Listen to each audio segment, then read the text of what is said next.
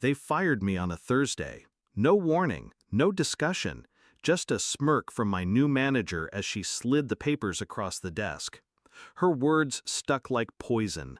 "You're replaceable. We'll manage without you." I nodded, calm, even as the pen scratched my name across the termination line. But inside, I laughed, because I knew something she didn't. When I first joined the firm, I believed in it. Long hours, constant pressure, but I built my reputation from nothing. I was the one who took night courses, wrote exams, stacked certifications until my resume looked bulletproof. They funded every step, thinking they owned me by paying for my growth. But I read the fine print of my contract, every line, every clause. Buried in the legal jargon was one simple truth. If my employment ended, all certifications paid by the company became void. Not just mine, every license tied to them through me. It was meant to keep employees from jumping ship. They never imagined it would turn into their noose.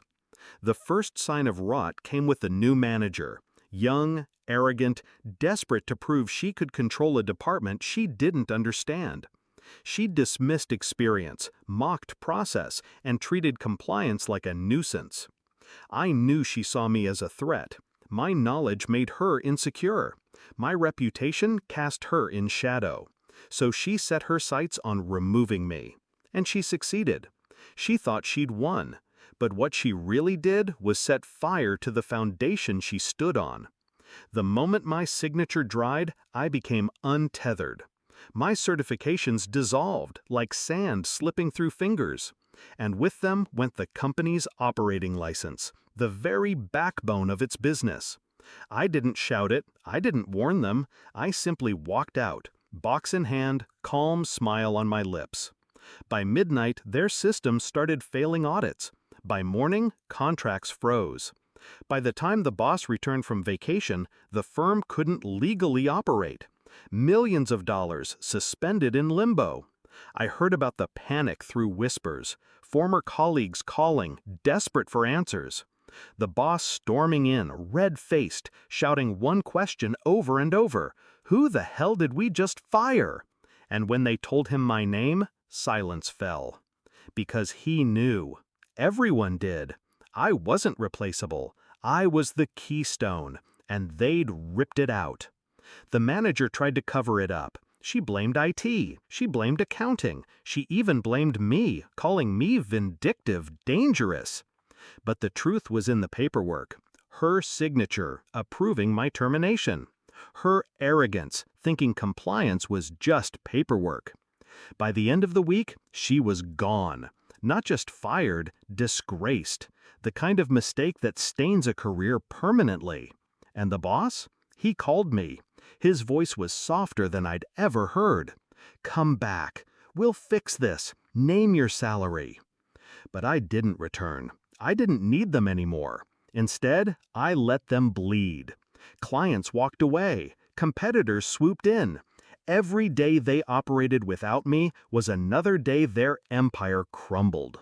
And I built something new, smaller, sharper, mine. With the same certifications reinstated, but this time under my own name, my own company.